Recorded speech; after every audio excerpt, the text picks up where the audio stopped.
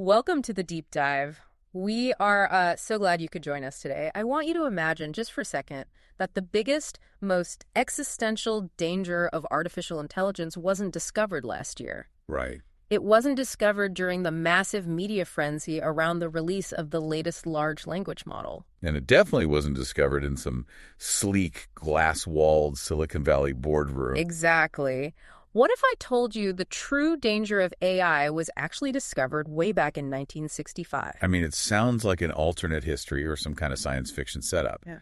But it is entirely grounded in reality. Yeah. And honestly, once you understand what happened in that laboratory decades ago, it completely changes how you will look at the technology we all interact with every single day. And that is exactly the journey we're going on today. We've got a fantastic source for this deep dive. It's a really detailed transcript from a fascinating keynote presentation by Support Logic. Appropriately titled, Why AI Isn't Magic. Right.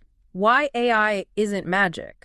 And our mission today is simple, but I think it is incredibly vital for anyone navigating the modern tech landscape. We are going to strip away the massive, suffocating layers of modern hype surrounding artificial intelligence. Because right now the hype is it's absolutely deafening. It really is. We're going to unpack what the keynote calls the illusion of intelligence, and we're going to discover together why realizing that AI isn't magic is actually the fundamental key to truly harnessing its power, rather than just being fooled by it. Yeah, if you look at the headlines today or listen to tech CEOs, there is this pervasive, almost religious belief that we've conjured up something mystical. We talk about these systems as if we've created a digital entity that actually thinks or reasons the way you or I do. But when we look at the actual architecture underneath the hood, and more importantly, when we look at the history of how we got here, a very, very different picture emerges. Okay, let's unpack this. We have to set the scene to really understand where this all started. Yeah, we have to go back. The year is 1965. We are in a cramped, noisy computer laboratory at MIT, and there's a researcher named Joseph Weizenborn. He has just built what many computer scientists consider to be the world's very first chatbot. Now, just to ground us here, this was not artificial intelligence by any modern stretch of the imagination. Right. No massive server farms. No neural networks. No terabytes of training data. Nothing like that. It was a relatively simple, rule-based program that basically used pattern matching to mimic a human conversation. But it was the very first time anything like this had ever been attempted. And the execution of that simple mimicry was shockingly effective for its time. Weizenborn designed the program to essentially act as a mirror. Right, it just reflected things back. Exactly. It would take the user's statements, flip a few words around, and reflect them back as questions. It was heavily modeled after a certain style of Rogerian psychotherapy, where the therapist mostly just prompts the patient to keep talking. So if you typed, "I am feeling sad," the machine might simply reply, "Why do you think you're feeling sad?" Yes, perfectly simple but highly effective. So Weizenborn has the software running on a clunky terminal in his office. And the aha moment, the truly wild part of the story that the keynote highlights, happens when he walks into his office one random afternoon. And what he sees is just incredible. He finds his own assistant sitting at the terminal, actively interacting with the software. And when he walks in, his assistant actually turns to him, clearly interrupted, and asks him to please wait outside. Oh. She tells him she is having a private conversation. With a machine. Keep in mind, this is his assistant. She knew it was a machine. She knew exactly what he was working on. But the illusion of the conversation was so incredibly strong that she felt a genuine sense of privacy and emotional connection. Yeah. What's fascinating here is Joseph Weizenborn's immediate realization in that exact moment. It hit him like a ton of bricks.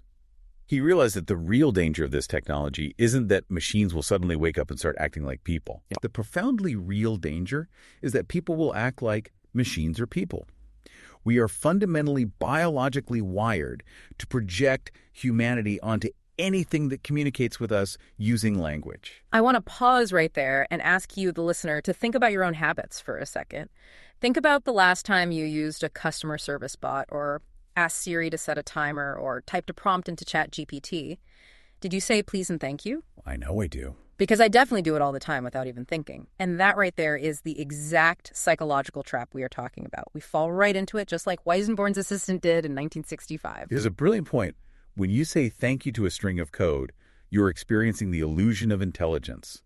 And if we pull that thread forward to today, to the massive AI models you're interacting with right now, They operate on this exact same foundational illusion, just on a much grander scale. A much grander scale, yeah. They are meticulously designed to be linguistically fluent. They mirror human speech with perfect grammar and varied vocabulary.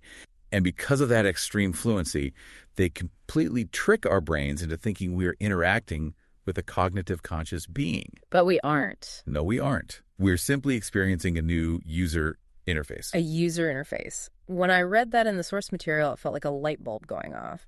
The keynote walks through this history of how we talk to machines, and framing AI as just the next step in that evolution makes so much sense. It really demystifies the whole thing. Yeah, because if you go back to the 1950s, humans had to use literal punch cards to tell a machine what to do. Then in the 1970s, we got command line interfaces. Staring at a black screen and typing out rigid lines of code. Exactly. Then in the 1990s and 2000s, we finally got the graphical user interface, the GUI, with folders and icons, which eventually led to the touch screens and mobile apps we use today. So what you're saying is AI isn't a new species, it's just the next interface after the touch screen. That is the core argument, yes. It is a fundamental paradigm shift in user experience. For the very first time in the entire history of computing, humans no longer have to learn the language of the machine. Right. We don't have to learn Python or C++ or complex query syntax just to get a database to give us an answer. The machine has finally learned to understand human language. So you can type in plain natural English to build an application or summarize a document or pull data? Exactly. Recognizing this as a UX revolution, rather than the birth of a sentient mind, is absolutely critical to keeping our expectations grounded in reality. Which brings up a great question about what these machines are actually doing when we type those plain English commands. Because the keynote makes a really sharp comparison here to show the difference between actual hard computing and this new conversational UI. Yeah, the calculator analogy. Right. The speaker brings up a device from the 1970s, the HP Pocket calculator. That was such a marvel of engineering for its time. It completely changed the landscape of personal computing. It was a total breakthrough. Before the HP Pocket calculator, if an engineer or a scientist wanted to do complex mathematical calculations, they needed access to a massive mainframe system taking up an entire room. They had to write specific programs just to get an answer. Then suddenly, HP launches this little pocket device. It could do advanced scientific math flawlessly. It required almost no power. You could run some of those early LCD models for months or years on a single watch battery. Which is incredible. And hilariously, the marketing material at the time actually called it your personal answering machine. Which definitely sounds a bit overstated for a calculator, but you have to put yourself in their shoes. Getting immediate, accurate answers to complex inputs right out of your pocket felt like magic back then. Okay, so we've got this flawless math device from 1970. Fast forward to today. We have the latest generation of conversational AI. We have massive large language models that are trained on practically the entire internet. We have spent literal billions of venture capital dollars developing this technology. The power consumption required to run these server farms is astronomically huge. So surely this modern marvel absolutely crushes the 1970s pocket calculator at basic math, right? You would certainly think so, given the sheer scale of the investment. Here's where it gets really interesting. As the keynote speaker points out, if you give this modern billion-dollar AI a very specific simple math problem, for example, the prompt was solve 5.90 equal to x.511, it fails gloriously. Wait, it just gets the math wrong after billions of dollars. It not only gets the math wrong, but the specific way it fails is incredibly revealing. If you take that exact same math problem, but you slightly change the text of the prompt, maybe you add a space or phrase the request slightly differently, it gives you a completely different incorrect answer every single time you ask it.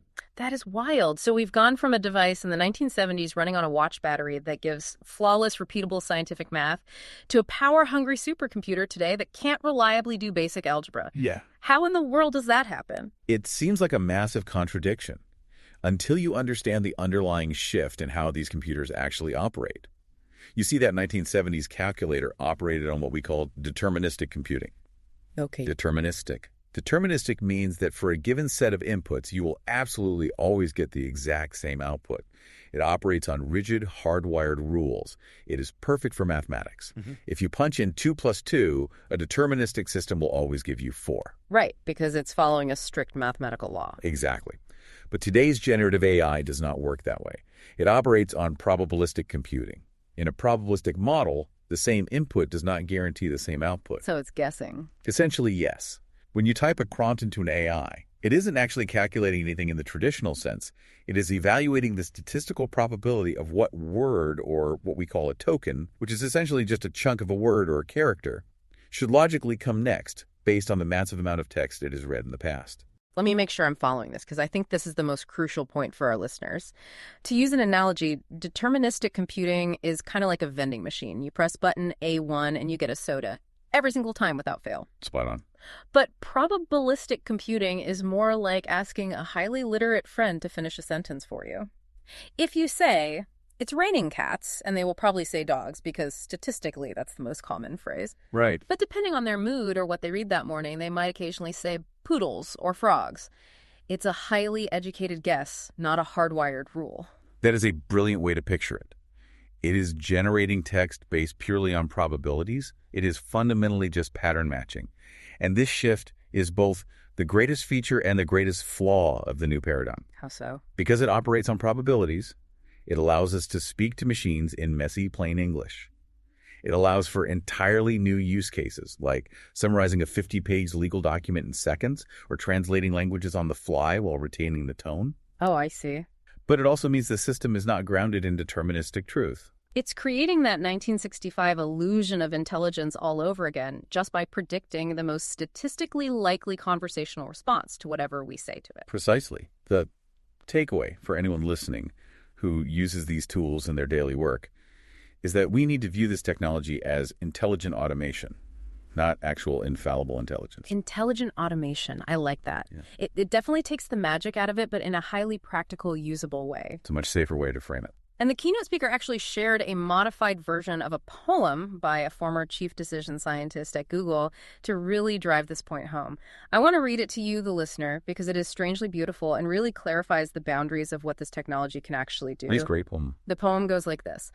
AI can see your prompts, not your thoughts. AI can see your words, not your intent. It can see your patterns, not your purpose. It can see your data, not your story. It can see your decision, not what inspired you. It can see your compliance, but not your commitment. And it can see your past, but not necessarily your future. That is incredibly poignant, because it reminds us that even when AI attempts to predict the future or generate something new, it is only ever doing so based strictly on the past data it was trained on. It's locked in the past. Yes. It is ultimately just a digital shadow of human activity. It is a reflection of what we have already done. It is not the real you, and it has no original intent. Well, if we connect this to the bigger picture, a digital shadow that we mistakenly treat as an intelligent being sounds like a recipe for absolute disaster if we just let it run wild in our businesses or our lives. Which is exactly why oversight is the foundational keyword for the future of AI. The keynote makes a very compelling analogy here to humanity's history with foundational technologies. Like fire, right? Yes. Think about our relationship with fire. Fire was arguably our first great technological invention. It provided warmth, protection, and the ability to cook food. Sure. But it is a power far greater and more destructive than ourselves. We didn't just invent fire and let it burn wildly in the center of our wooden home. Hey, we built fireplaces. We invented fire retardant safety protocols, chimneys, and containment systems. We tamed it. It's the exact same story with something like nuclear power. We unlocked this massive potential, but we didn't just plug it directly into the grid without a thought. You cannot run a nuclear site without massive monitoring, redundant safety controls, and rigorous human oversight processes in place. Humanity always creates power that exceeds our physical limitations, but we only survive and thrive when we build the oversight necessary to harness it safely. So with AI, we need containment systems too. Exactly. With AI, because it is a probabilistic system, it is highly prone to what we call hallucination. And just to clarify for everyone, when we say hallucination in the context of AI, we mean when the AI confidently makes up completely false information simply because it's guessing the next most likely word and it guesses wrong. Exactly. It doesn't know it's lying. It's just predicting a token that happens to be factually incorrect in the real world. Because of that inherent flaw, a system that can't even reliably do basic math every single time, you simply cannot unleash 100% automation without human guardrails. The keynote really emphasizes this idea by talking about the last mile problem in automation. The math here is fascinating. Getting a software system to be 99% accurate is actually the easy part of the journey. The first 99% goes quickly. Yeah, but getting it from 99% to 99.9%, that isn't just a tiny bit more effort. It is exponentially harder. It takes 100 times more effort, money, and computing power to cross that single last decimal point of reliability. We see this exact phenomenon with autonomous cars. Mm-hmm. We've been promised fully self-driving cars for 15 years now. They can handle 99% of highway driving perfectly. But it's that last fraction of a percent that gets you. Yes. The sheer unpredictability of a pedestrian stepping into the street, or strange weather conditions, or a poorly painted lane marker. That is why we still don't have them everywhere. Yeah. The real world is messy, and probabilistic systems struggle with messy edge cases. And it seems like businesses are learning this the hard way right now because they are completely falling for the illusion we've been talking about. The keynote highlighted a recent MIT study, and the findings are honestly sobering. Very sobering. A staggering number of generative AI projects in the enterprise world right now are failing, complete costly failures. Despite all the venture capital dollars and the massive marketing hype, these projects are just crashing and burning. And the reason for those failures ties directly back to Joseph Weissenborn's lab in 1965. Business leaders are treating AI like it's magic. Because they experience that fluent conversational interface, they think they are hiring a highly intelligent, infallible digital employee. So they set wildly unrealistic aspirational goals. They want the AI to run the whole customer service department autonomously or make complex strategic financial decisions based on messy data. They're treating the digital shadow like a CEO. Exactly. They are applying a probabilistic tool to a situation that requires a deterministic outcome. So if having an AI run your company strategy is a recipe for disaster, what did the MIT report actually recommend? How do businesses use this without failing? The solution is to focus on realistic, mundane back-office tasks, the unglamorous stuff. Think about summarizing long support cases, routing IT tickets to the correct department, or extracting sentiment signals from thousands of noisy customer emails. So the administrative grunt work. Exactly. That is where intelligent automation truly shines. When you apply probabilistic pattern matching to high-volume, low-risk administrative grunt work, the productivity gains are massive. But it requires ignoring the flashy hype and building thoughtful integrations, and most importantly, human-in-the-loop oversight. Okay, so if businesses need to build all this infrastructure and oversight just to use AI safely, it kind of feels like we're forcing a brand new technology to fit into our old ways of working. We're just trying to do our old jobs a little faster. We are. And the keynote actually had a great historical parallel for this. Yes, this might be my favorite story from this entire deep dive. It's about how the past can invisibly constrain the future, and it all starts with Roman chariots. It is a brilliant, highly tangible example of historical lock-in. Okay, check this out. When the ancient Romans built their war chariots, they naturally designed them to be the exact width of two horses standing side by side. It just made sense for stability and speed. Makes perfect sense for a chariot. Right, because the chariots were that specific width. The Romans then built their vast network of roads across Europe to accommodate those exact measurements. And because those Roman roads were so well built, they laid the physical foundation for infrastructure across the continent for centuries. Right, so skip ahead a few centuries. When the City of London is paving its roads, they base the width on the existing thoroughfares, which through history trace all the way back to those original Roman measurements. The width of two horses. Exactly. Then the Industrial Revolution hits. We invent trains. But when engineers are laying the very first railway tracks, what do? They build them to fit the width of the roads and the horse-drawn carriages that already existed in London. Which means the cutting-edge railway tracks of the Industrial Revolution are essentially still the exact width of two Roman horses from antiquity. It gets better. Bring this all the way to modern space exploration. America builds incredible, massive space rockets in Texas, but we launch them from Florida. To get the rocket boosters from the factory in Texas to the launch pad in Florida, they have to be shipped on freight trains. Because they travel on trains, the physical width of those cutting-edge space rockets is strictly constrained by the width of the railway tracks they travel on. Tracks that were dictated by the width of London roads. Dictated by Roman roads. Dictated by the backside of two horses thousands of years ago. It is mind-blowing. A constraint built centuries ago is dictating the design parameters of vehicles meant to leave the planet. The keynote calls this an invisible constraint. And the speaker argues that right now, as we enter this new era of cognitive automation, we are trapped by our own invisible constraints. This is the crucial application for anyone listening right now. If we look at AI merely as a tool to cut costs, using it just to do exactly what we do today, but a little cheaper or a little faster, we are just building our rockets to fit on the old Roman tracks. We're limiting ourselves.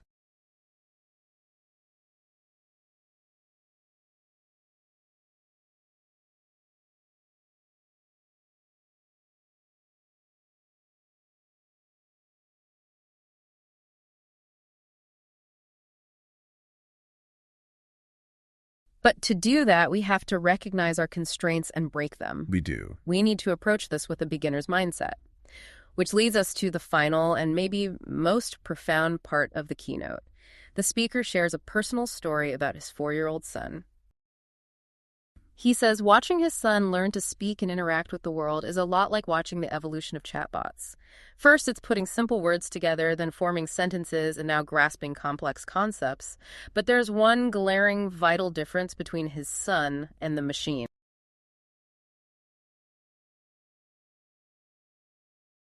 The speaker's 4-year-old son started asking profound questions. He asked his dad, "What is art?" And then he asked, "Why is there gravity?"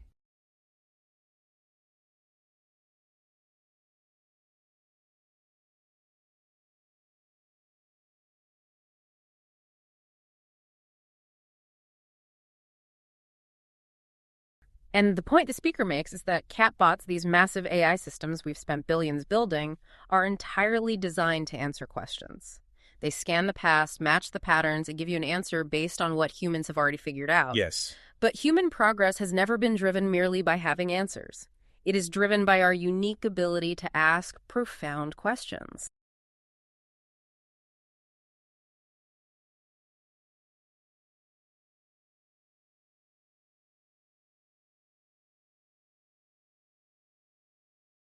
So what is the bottleneck?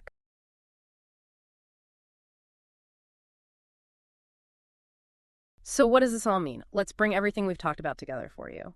We've seen that while AI might feel like absolute magic when you're typing a prompt into your computer underneath the hood, it is simply a probabilistic pattern matcher. Just math. It is the next evolution of the user interface, a brilliant tool for intelligent automation that can revolutionize how we handle the mundane tasks of our lives and businesses.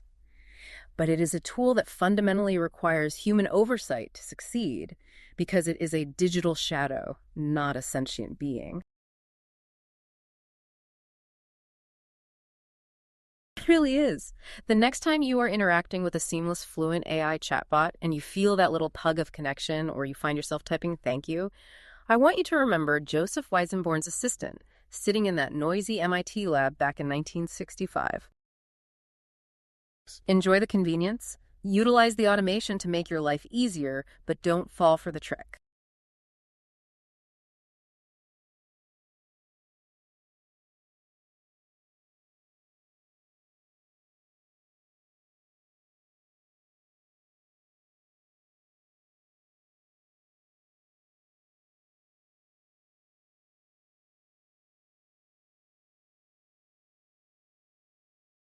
Wow, that is definitely something to chew on.